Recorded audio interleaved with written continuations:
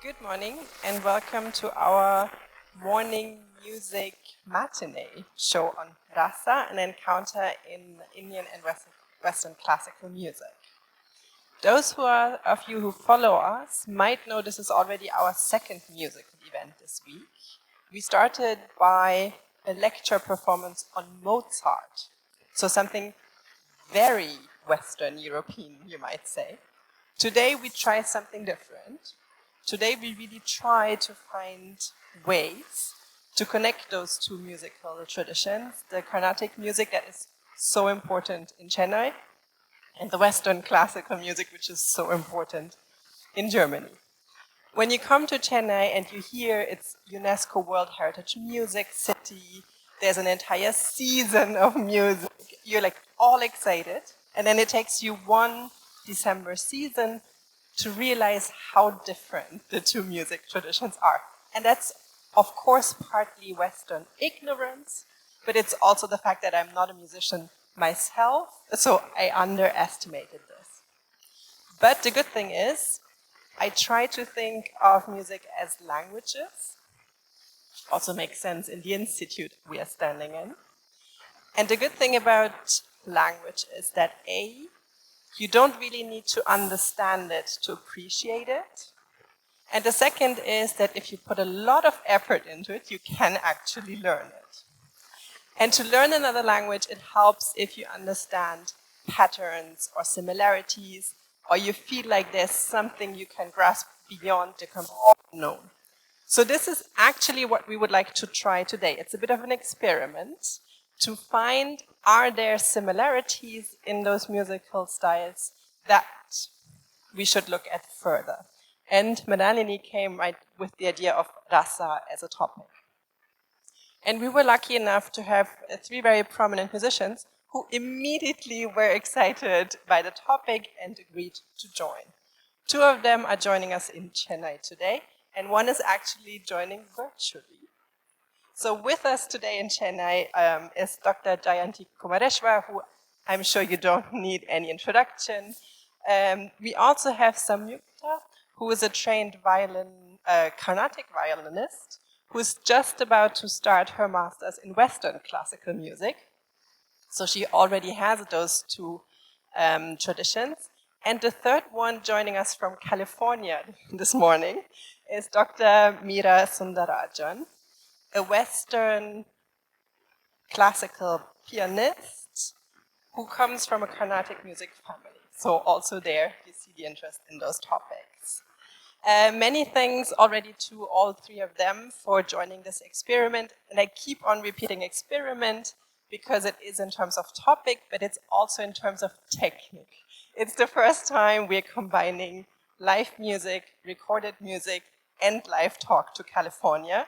We've done a lot of tech checks, but please be patient with us in case something goes wrong. We'll try our best to avoid it anyhow. And with this, I hand over to my colleague Manalini, who conceptualized this program and who's going to lead you through it. Please enjoy. Rasa means nectar, essence, or taste. The aesthetic flavor that evokes an emotion or feeling. The soul of any creative artistic expression, which can be experienced but cannot be described. The Rig Veda says rasa is an extract.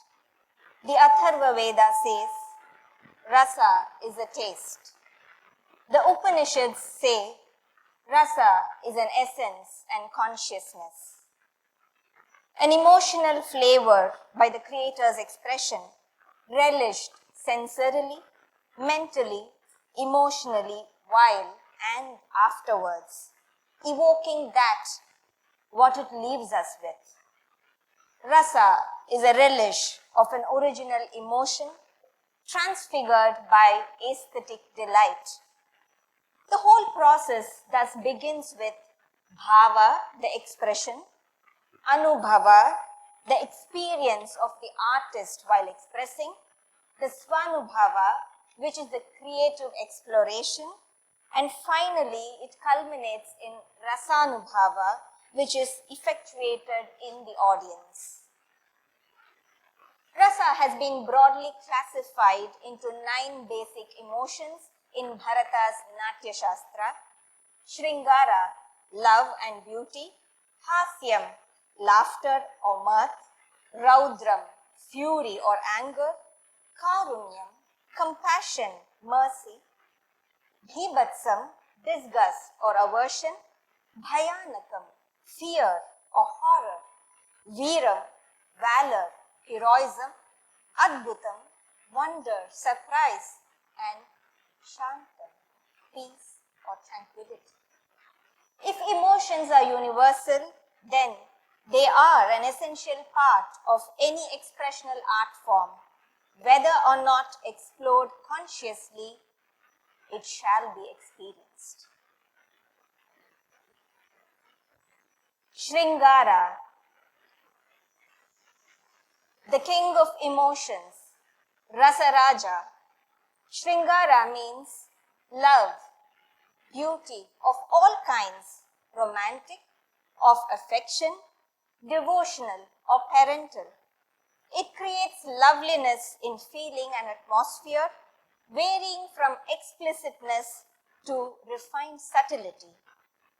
Inherent beauty is everywhere, and everything can be loved. To live in beauty and to love effortlessly is the purpose of creation and has the power to heal anything.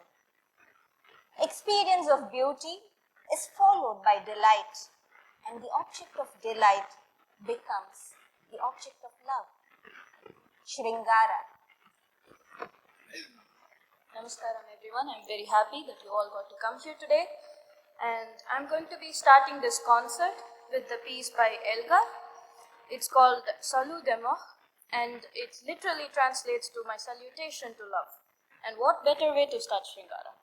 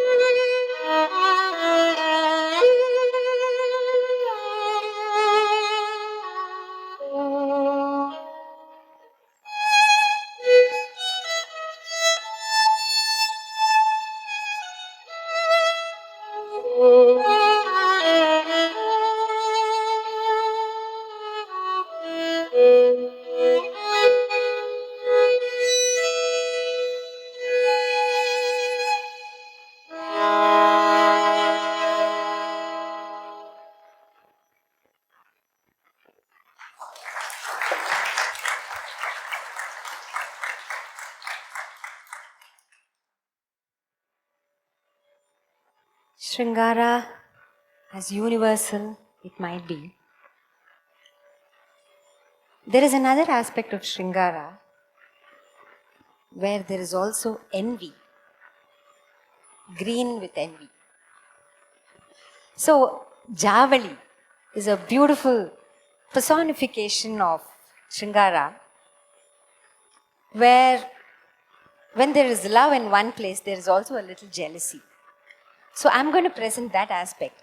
In Indian classical music, a raga cannot be actually put into a box and you say, well, this ragam is for Shringara, this is for Raudra. Every raga is like a color and it lends itself to a painting or a picture you can do. So now this ragam called Behag, which has so many tones of notes, we are going to use that and play a javali for you, Bagaladi, in Rupakatala. So if I can ask Samyukta to just play her first line. So we are building bridges here, remember? So let's start from there and go to Behag.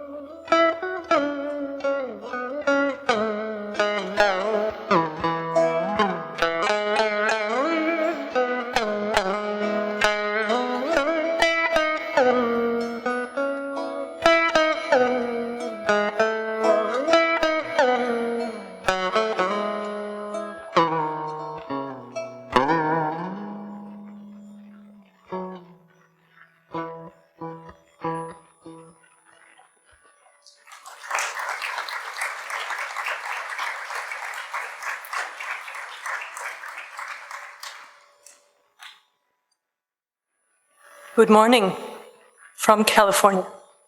It would be remiss of me to start the program or my part in it today without mentioning Mahakavi C. Subramanian Bharati, without whom I would be here.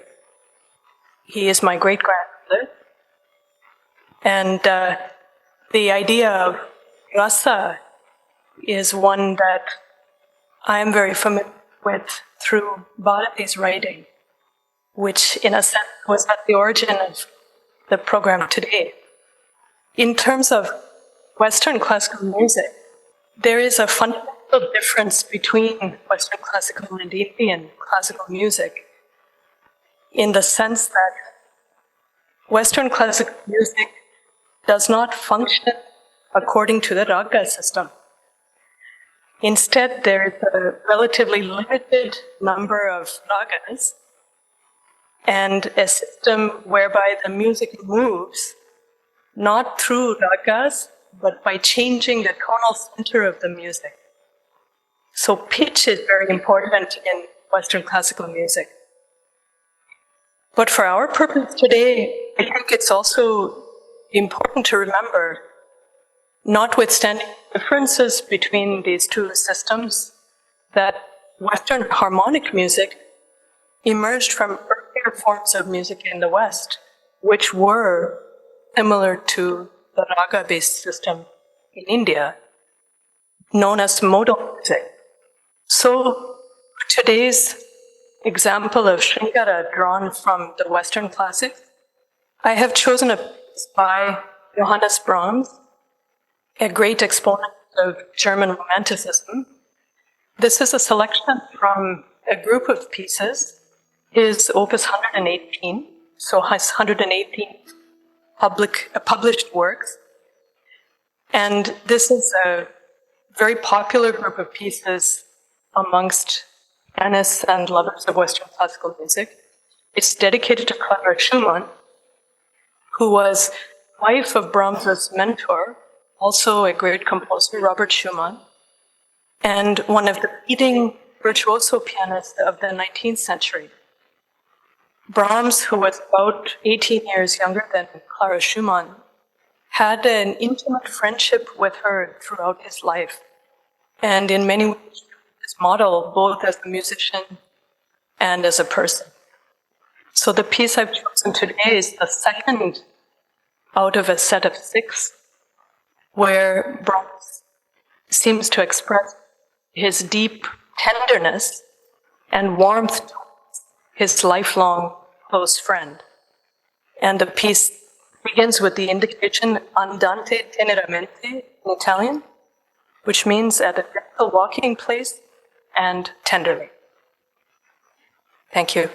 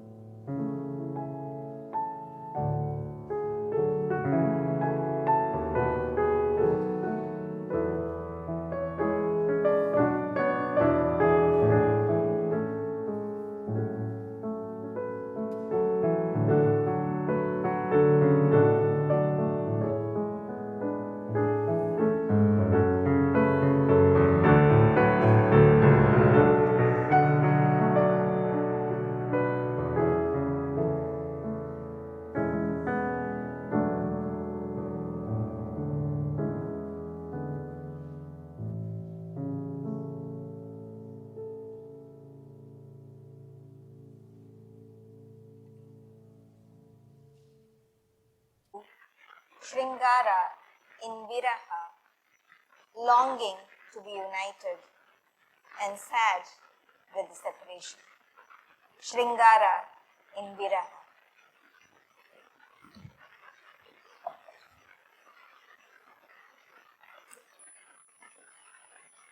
The Valse Sentimental by Tchaikovsky is what I'm going to play now. And Tchaikovsky was a very famous homosexual of his century, and he was shunned, basically. The homosexuality was shunned, and he had to live his love life in secret.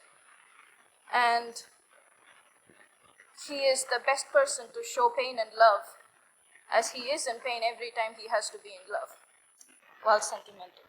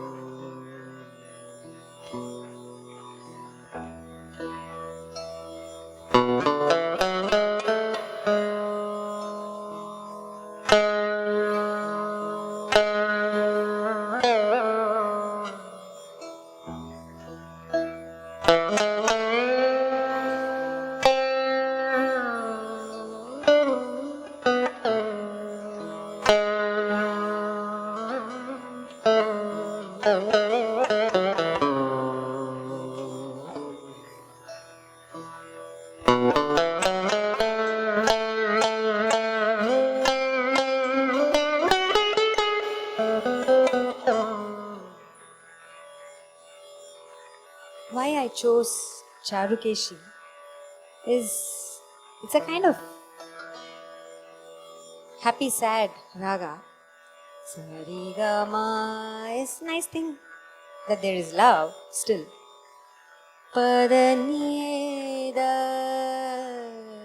It's something's not requited.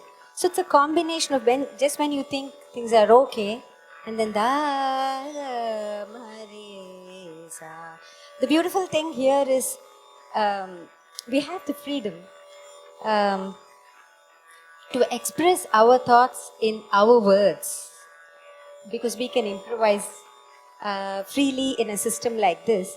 And it's beautiful to play the compositions of great people, but the freedom to express yourself is also nice. So I'm going to do a combination of both. A small composition of mine, followed by one of the masterpieces, not completely, of Tyagaraja Swami, who has kind of covered the kaleidoscope of emotions. So I'll do a little bit of both. So we can move on. So you are not left with a rasa of, can we move on? So Charukeshi for you in a happy, sad rasa.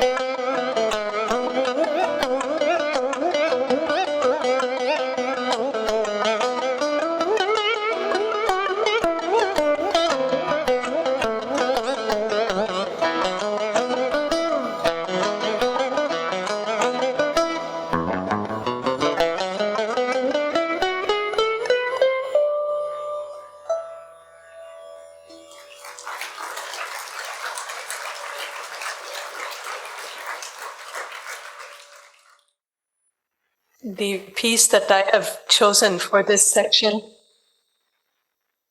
will be an interesting contrast to both of the pieces played earlier. The first piece for the other side of Shringara, as I mentioned, was taken from a set of 6 pieces by Brahms. This next piece comes from the same set, and it is the concluding piece. And just as Jayanti ji was speaking about the complexity of the emotions contained in any one raga. Brahms, as a more modern example, is a very interesting example of a composer and musician whose emotional life was very complex and very deep and sophisticated.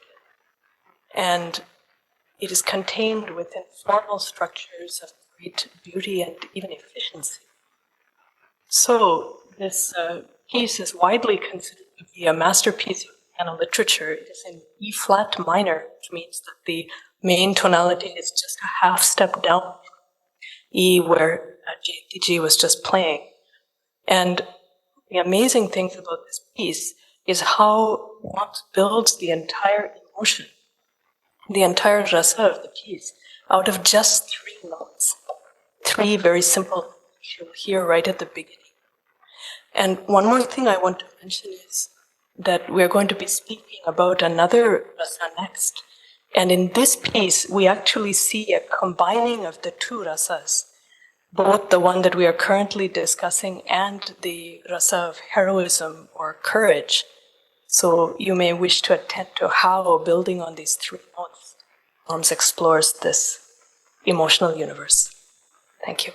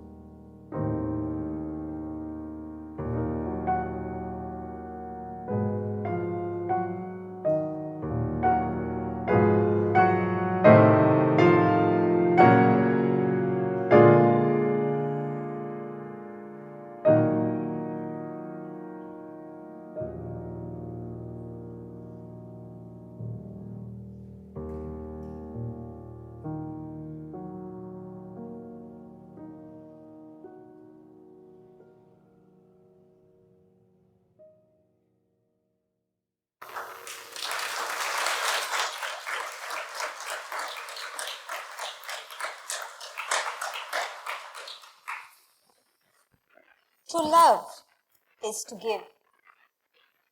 To love totally is wonderful. And even beyond is unconditional love. That of a mother towards her child. Of course, it is and it will be experienced by one and all. Vatsalyam, the motherly love, the unconditional love.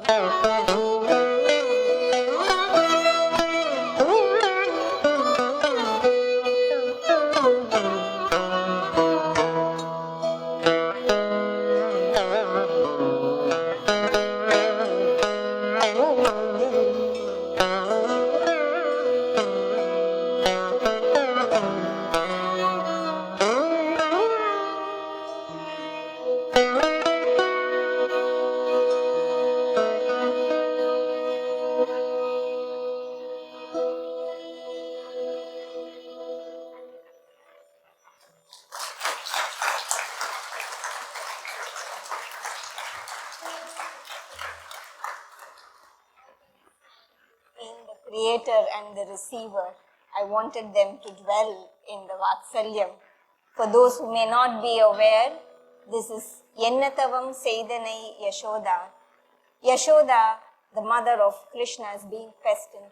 What penance did you do, Yashoda, to have the Almighty as your child, to caress, to feed, and to also, kind of control him when he did thanks? What penance did you do to be able to just let that Vatsalyam flow to the Almighty? I think we are all already drenched a little too much in Shringaram. Moving on, Veera.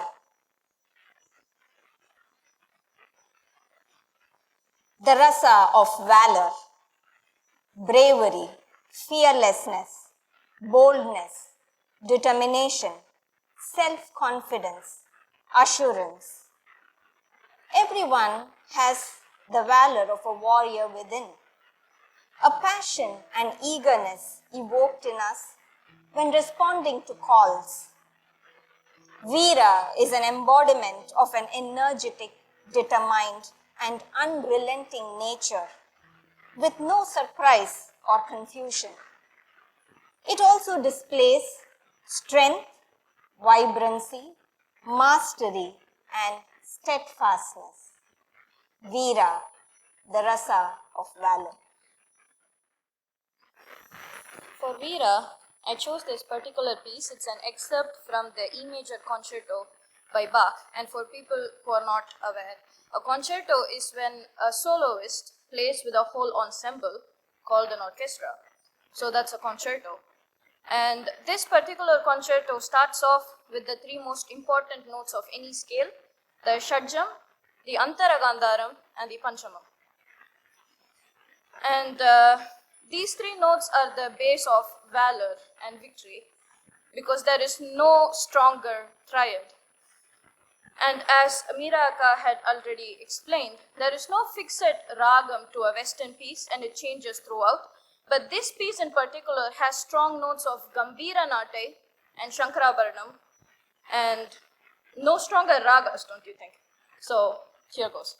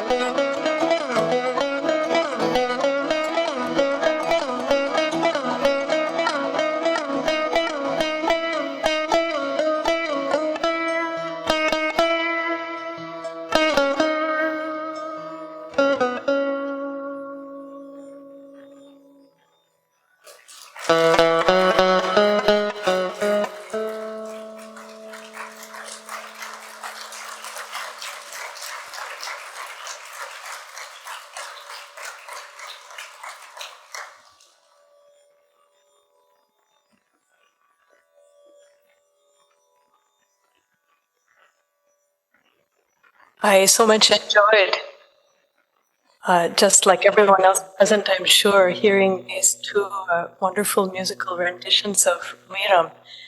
And the piece that I have chosen, I could have chosen from a large number of pieces for this emotion because it is a popular one, I would say, in Western classical music. And the one that I chose is from the same set of Brahms pieces to maintain a certain thematic unity. But what I wanted to mention is that in contrast to the pieces played by the two previous musicians, this one is a slightly different color of, but what it has in common with the other two pieces played is the prominence of rhythm. And I particularly appreciated hearing that in the context, this Tanam from Jayanti. So here in the Brahms piece, you will see an approach to Viram shaped by the rhythmic impulse. And I've just played an excerpt here where there are actually three contrasting sections with three slightly different approaches to Viram and slightly different uses of rhythm throughout those sections. And unfortunately, this is audio only, but I hope you'll hear those patterns and be able to relate them to the ones I've been listening to so far. Thank you.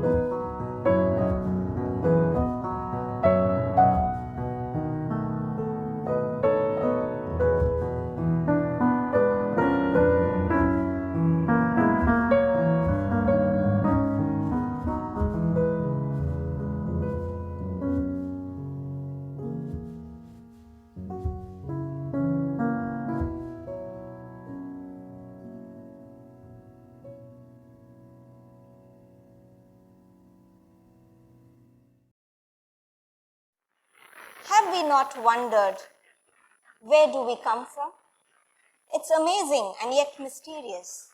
And that brings us to, where are we going? Makes you wonder, doesn't it? Adbhuta is that unimaginably exciting, thrilling, scary, or even horrifying. That's Adbhuta. For Adbhuta, I've chosen a piece called Sean Rosemary. And for me, Adbhuta is going into a beautiful building or just, beautiful nature. And you just look and wonder at how something can be so beautiful, so captivating. And this piece evokes that emotion in me, and I hope it evokes it in you as well. And by the end of the piece, I secretly hope you go on happy adventures after this.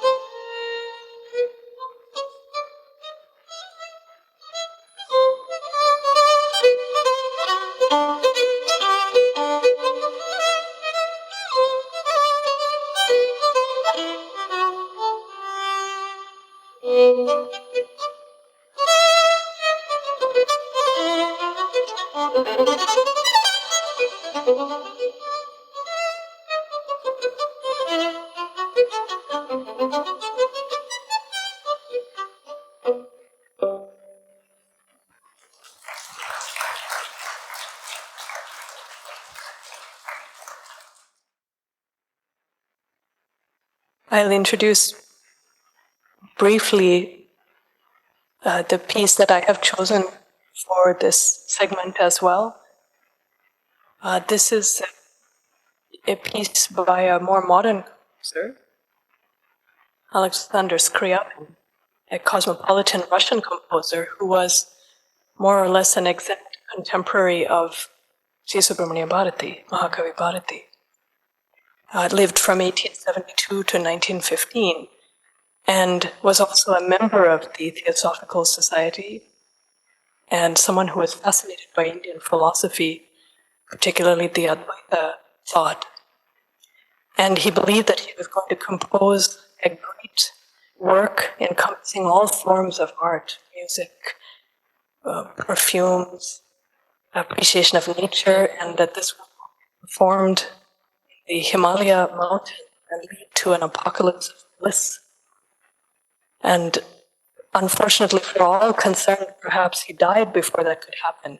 He also died at the young age of 42 or 43. This piece is from his early period of composition when he was exploring a post-romantic idiom.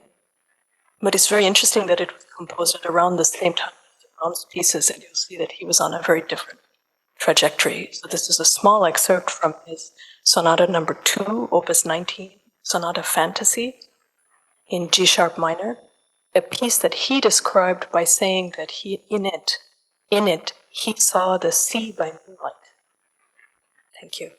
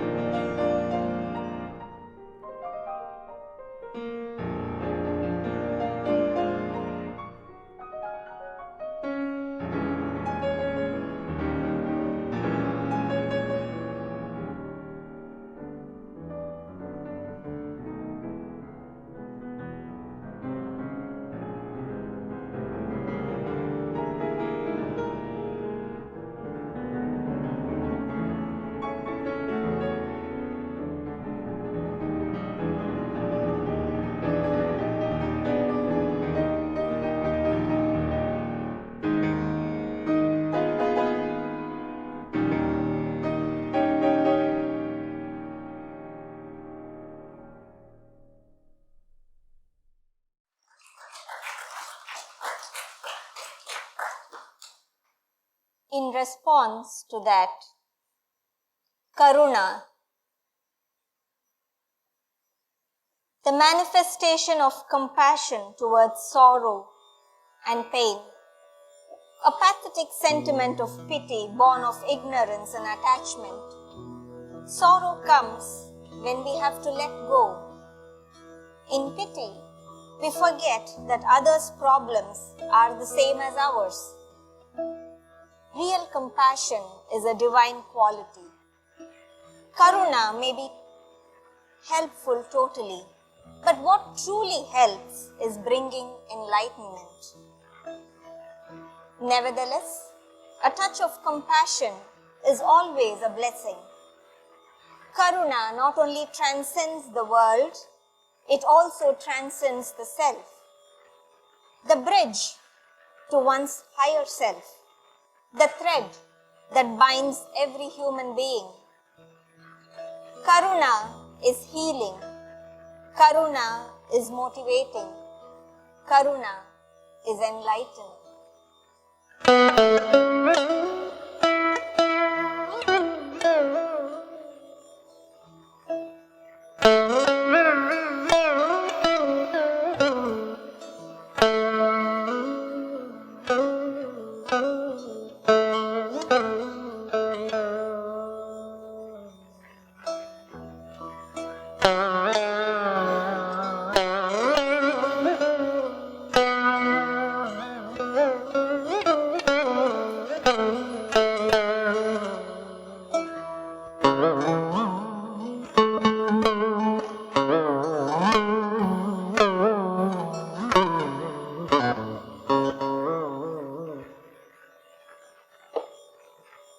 So, what brings in Karuna here is actually the gamakam or the ornamentation of a particular note. Now, if you take the phrase,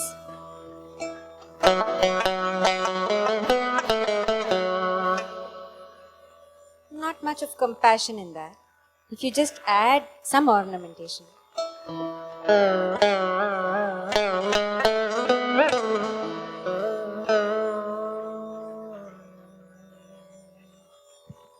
so it's the ornamentation that brings in that rasa of compassion.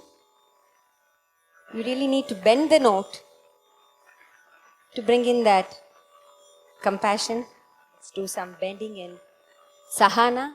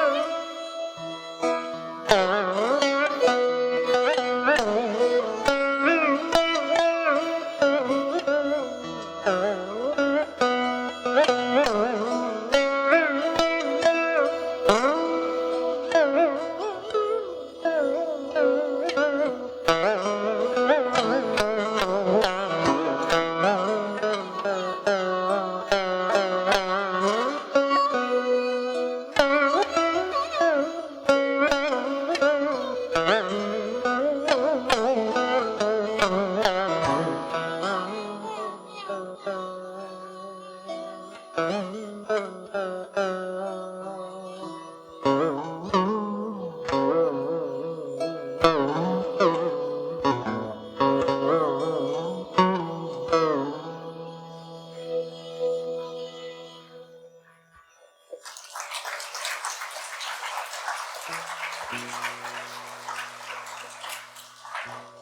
very special dimension of Veera, enhanced by Adbhuta, is the devotion to one's own motherland, or rather to say, a reverence to the Mother Earth, the source of all physical dimensions of existence, to be worshipped and venerated as we surrender in total awe to that ever-giving Mother Nature.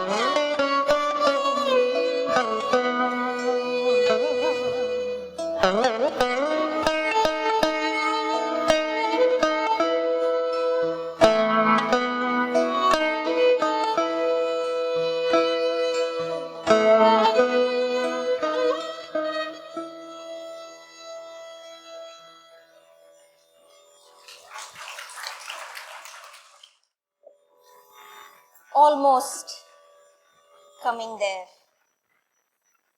Shanta, the experience of peace, tranquility, emotionlessness, devoid of all emotions. A state of freedom from everything. It culminates in detachment arising from truth and purity of mind. This aesthetic bliss makes Shanta the aim of all rasas. Shanta represents complete harmony, a state of silence in sound and stillness in action.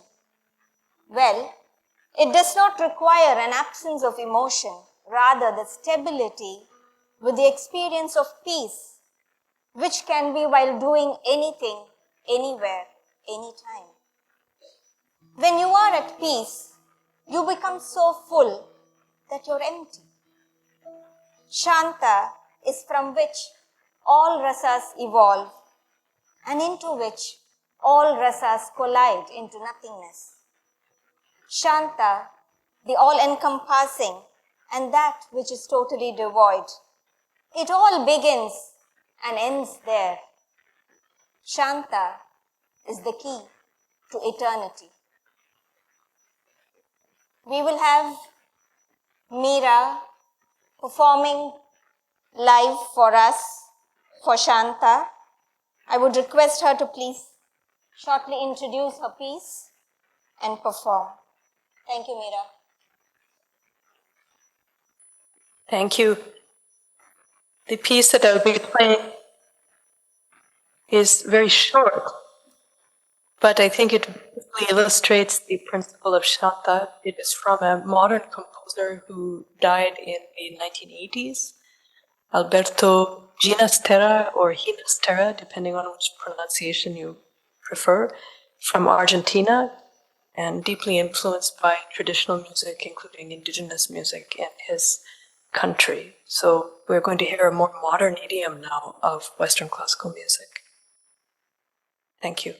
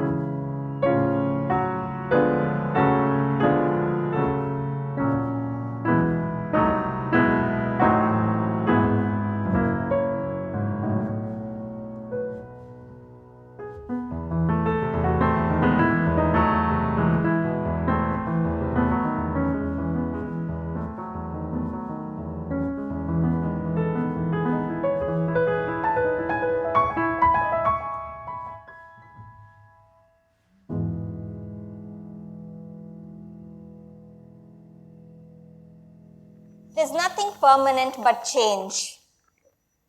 Everything changes and we can't hold on to anything. So let's learn to let go. It brings equanimity. Greater the letting go, deeper the equanimity. Once equanimity is there, tranquility follows. We'll have a rapid fire rasa conversation between the veena and the violin, a kaleidoscope of colorful expressions, flashes of fleeting emotions, leading up to that climax where all rasas, after moving from one on to the other, collide into stillness of peace. Over to Jayanti, Akka and Samyukta.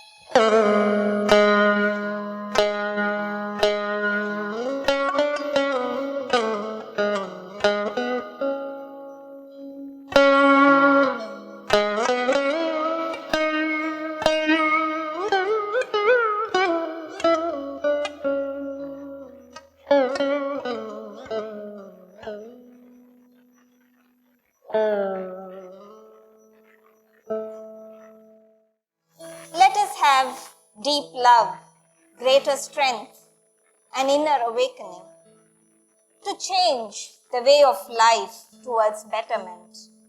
With friendship and humility, conquer the hearts of everyone. Renounce war, conquest for power, give up aggression. The ultimate solution is undoubtedly compassion and gratitude for the one home we have, from which all life originates and on which eventually all life depends. May all beings of the world be united and peaceful.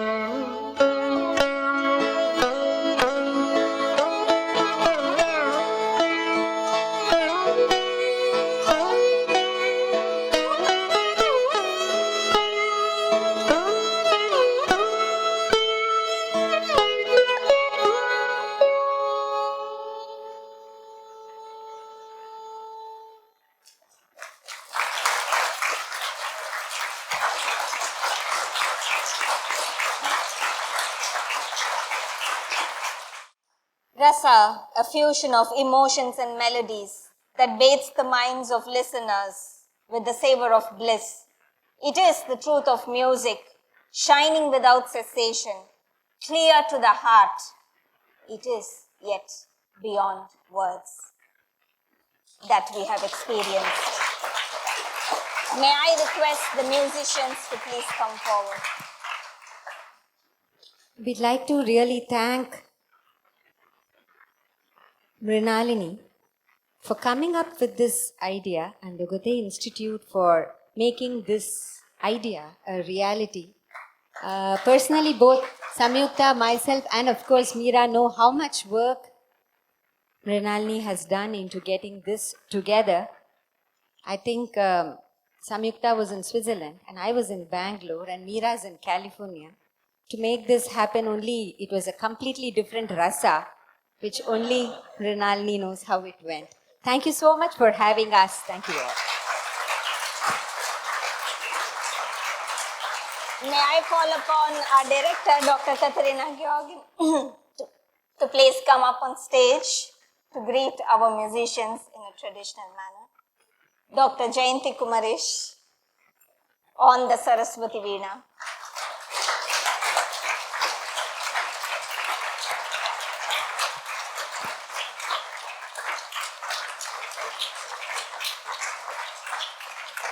Samyukta on the Western violin and Carnatic.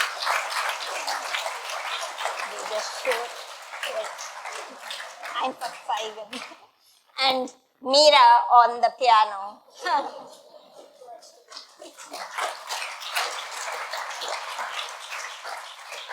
At this juncture, I would like to express our heartfelt gratitude to one and all who have been collectively instrumental in making this a reality here today. Our special thanks and appreciation goes to Prithvi and the technical team, Siddharth, Sudhakar and Balaji on the lights, without whom this wouldn't have been possible at all. We would like to also thank all our musician friends and cultural partners, especially thanks to Revati Ramachandran from Kalakshetra for sending the music students from Kalakshetra. We are very happy that you all made it here today.